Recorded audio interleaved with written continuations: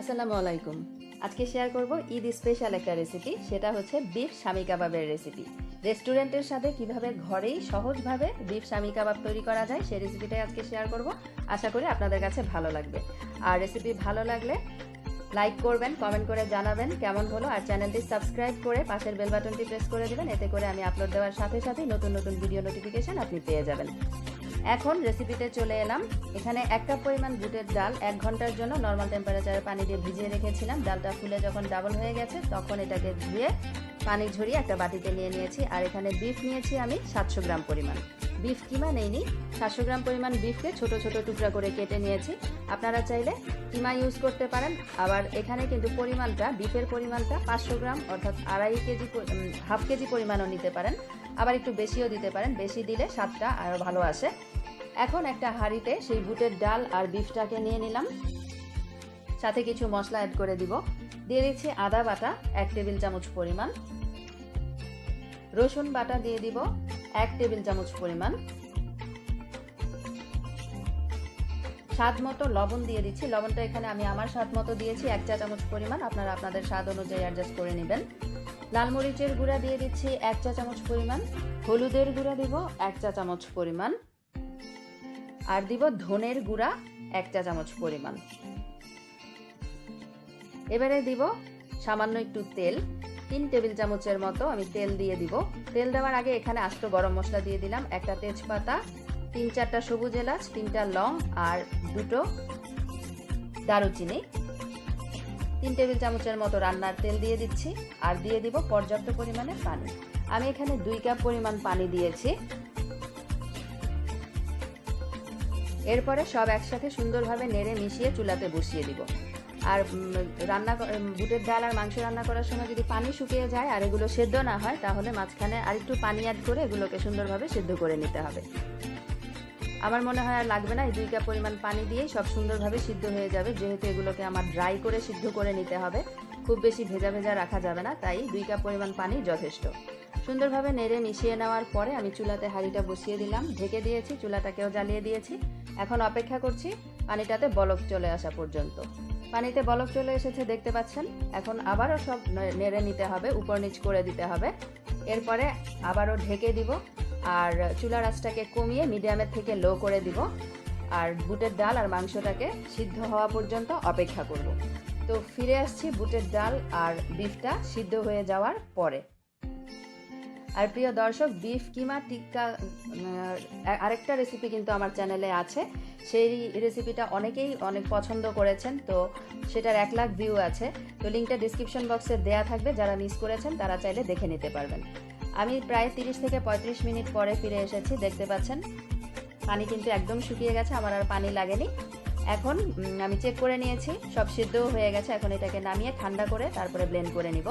বিফটা ঠান্ডা হতে হতে মশলা রেডি করতে হবে। মশলার মধ্যে যা যা নিয়েছি: 1 চা চামচ গোলমরিচ, কালো গোলমরিচ নিয়েছি, হাফ চা চামচ লবঙ্গ, 1 চা চামচ সবুজ এলাচি, দারুচিনি 3 স্টিক, কালো এলাচি 1টা, স্টার অ্যানিস নিয়েছি ছোট সাইজের 2টা, জায়ফল এখানে নিয়েছি আমি একটা বড় জায়ফলের 3 ভাগের 1 ভাগ, জয়ত্রী 3 পিস, ছোট ছোট 3 পিস নিয়েছি, জিরা নিয়েছি 1 চা চামচ পরিমাণ, শাহি জিরা হাফ চা চামচ পরিমাণ, মিষ্টি জিরা হাফ চা চামচ পরিমাণ, পোস্ত দানা হাফ চা চামচ পরিমাণ, আর একটি তেজপাতা।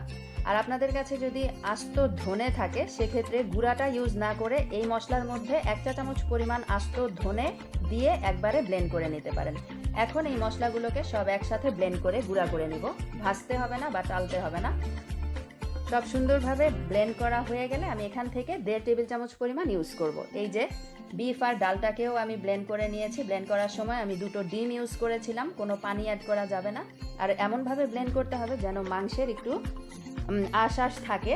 শামি কাবাবের বিশেষত্বই কিন্তু এটা একদম মিহি ব্লেন্ড করা যাবে না, মাংসর আঁশটা থাকে, মুখে বাঁধবে খাওয়ার সময়। এরকমভাবেই শামি কাবাবের মিশ্রণটা তৈরি করে নিতে হবে। কথা বলতে বলতে দিয়ে দিলাম মিহি কুচি করে রাখা পেঁয়াজ 1 কাপ পরিমাণ, একটা ডিম, ব্রেড ক্রাম্ব হাফ কাপ পরিমাণ, অল পারপাস ফ্লাওয়ার বা ময়দা 1/3 কাপ পরিমাণ, দিয়ে দিচ্ছি টেস্টিং সল্ট হাফ চা চামচ পরিমাণ।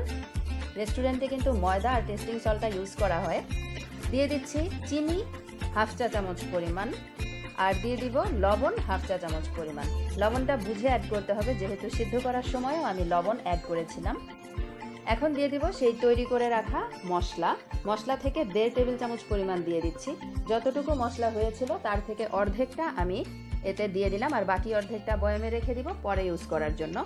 দিয়ে দিচ্ছি হাফ কাপ পরিমাণ পেঁয়াজ বেরেস্তাটাকে হাত দিয়ে একটু মেখে ভেঙে দিতে হবে, এতে করে ফ্লেভারটা খুব ভালো আসে। দিয়ে দিব ধনে পাতা আর পুদিনা পাতা কুচি, দুটোই হাফ কাপের মতো আছে। পুদিনা পাতাটা অবশ্যই দেওয়ার চেষ্টা করবেন, এতে করে শামি কাবাবের আসল ফ্লেভারটা পাবেন। মিহি কুচি করে রাখা কাঁচামরিচ দিয়ে দিচ্ছি, একটু বেশি পরিমাণেই দিয়েছি আমি, প্রায় 10-12টা কাঁচামরিচ কুচি করে দিয়ে দিলাম, কারণ কাবাবের আইটেমগুলো একটু ঝালঝাল হলে খেতে ভালো লাগে। এবারে সবগুলো উপকরণ সুন্দরভাবে মেখে নিতে হবে। মাখানোর সময় যদি দেখেন খুব বেশি ড্রাই, তাহলে ডিম আরেকটা অ্যাড করে নিতে পারেন, আর যদি দেখেন খুব বেশি একটু নরম, তাহলে ব্রেড ক্রাম অ্যাড করে নিতে হবে। আমার কাছে একটু নরম মনে হয়েছে, তাই আরও 3 টেবিল চামচ পরিমাণ ব্রেড ক্রাম আমি অ্যাড করে আবারও মেখে নিচ্ছি। মাখা হয়ে গেছে, এখন হাতটাকে খুব ভালোভাবে ক্লিন করে নিব। এরপরে আমি এগুলোকে কাবাবের শেপে করে দেখাচ্ছি। এই যে হাতটাকে ক্লিন করে হাতে সামান্য একটু তেল লাগিয়ে আমি এটাকে বল বল আকারে করে নিচ্ছি। আপনারা আপনাদের পছন্দ অনুযায়ী এটাকে সাইজ দিতে পারেন। আর এখন সাইজটাকে আমি ঠিক করছি না, কারণ পরে আমি আবার এটাকে ব্রেড ক্রামে গড়াবো, তখন সাইজটা ঠিক করব, সেটা আমি দেখিয়ে দিব। এখন মোটামুটি গোল গোল শেপ করে একটা প্লেটে নিয়ে নিচ্ছি। সবগুলোকে এইভাবে করে নিব, এতে করে কাজের সুবিধা হয়। এই যে সবগুলো কাবাবই আমি গোল গোল বল শেপে করে নিয়েছি। এখন যেটা করব, ব্রেড ক্রামের মধ্যে গড়িয়ে নিব। অর্ধেকগুলো আমি করে রেখেছি, আর বাকি একটা আমি দেখিয়ে দিচ্ছি আপনাদেরকে। এইভাবে করে একটা কাবাব নিয়ে ব্রেড ক্রামে গড়িয়ে 2 হাতের তালু দিয়ে চাপ দিয়ে কাবাবের শেপ করে নিতে হবে। একদম রেস্টুরেন্টে বা বিয়ে বাড়িতে যেই কাবাবটা পাওয়া যায়, দেখুন দেখতে কিন্তু একদম সেরকমই হয়েছে, তাই না? সবগুলো এইভাবে ব্রেড ক্রামের মতো গড়িয়ে আমি কাবাবের শেপ করে নিব। এরপরে কিভাবে 1.5 থেকে 2 মাসের জন্য আপনারা স্টোর করতে পারেন সেটা আমি দেখিয়ে দিব। আমার এখানে 34টা কাবাব হয়েছে। গেস্ট আসার আগে অথবা ঈদের 2 দিন আগেও এভাবে তৈরি করে কিন্তু আপনারা স্টোর করতে পারেন। তো স্টোর করার জন্য আমি একটা এয়ারটাইট বক্সের মধ্যে এক সারিতে একটু ফাঁকা ফাঁকা করে কাবাবগুলো বিছিয়ে রেখেছি। তার উপরে একটা পলিথিন বা প্লাস্টিক র্যাপ বিছিয়ে দিলাম, তার উপরে আবারও পরলে পরলে আমি কাবাবগুলো বিছিয়ে দিচ্ছি। এইভাবে 2 সারিতে আমি প্লাস্টিক র্যাপ বিছিয়ে সবগুলো কাবাব নিয়ে ঢাকনাটাকে লাগিয়ে ডিপ ফ্রিজে রেখে দিব। যখন মেহমান আসবে বা ভাজার আগে 20 থেকে 25 মিনিট আগে নামিয়ে তেলে ভেজে নিলেই হবে। আর কিছু আমি আপনাদেরকে ভেজে দেখাচ্ছি। তার জন্য ফ্রাই প্যানে আমি তেল নিয়ে নিয়েছি। তেলটা হালকা গরম হয়ে যাওয়ার পরে কিছু কাবাব দিয়ে দিচ্ছি। তেলের পরিমাণটা এমন হতে হবে যেন কাবাবের অর্ধেক পর্যন্ত ডুবে থাকে, পুরোপুরি যেন ডুবে না থাকে সেটা খেয়াল রাখতে হবে। কাবাবটা অর্ধেক পরিমাণে ডুবে থাকলেই এই কাবাবটা পারফেক্টভাবে ভাজা হবে। এটাই কিন্তু শামি কাবাব ভাজার নিয়ম। এবারে সাইড থেকে যখন দেখা যাবে ব্রাউন কালার দেখা যাচ্ছে, তখন এগুলোকে উল্টে দিতে হবে। খুব বেশি নাড়াচাড়া করা যাবে না। আমি 2 মিনিট পরে কাবাবগুলোকে উল্টে নিয়েছি। দেখতে পাচ্ছেন কাবাবগুলো কিন্তু ভাজা হয়ে গেছে। আরও 2 মিনিট পরে আরেকটা সাইড উল্টে দেখলাম যে সব সুন্দরভাবে কালার চলে এসেছে আর ভাজাও হয়ে গেছে। এখন তেল থেকে ছেঁকে সুন্দরভাবে তুলে টিস্যুর উপরে নিয়ে নিচ্ছি। আসছে ঈদে অবশ্যই ট্রাই করবেন। পোলাও বিরিয়ানির সাথে তো অসাধারণ লাগে খেতে। আর কেমন লাগলো রেসিপিটা অবশ্যই আমাকে কমেন্ট করে জানাবেন। ভালো লাগলে চ্যানেলটি অবশ্যই সাবস্ক্রাইব করবেন।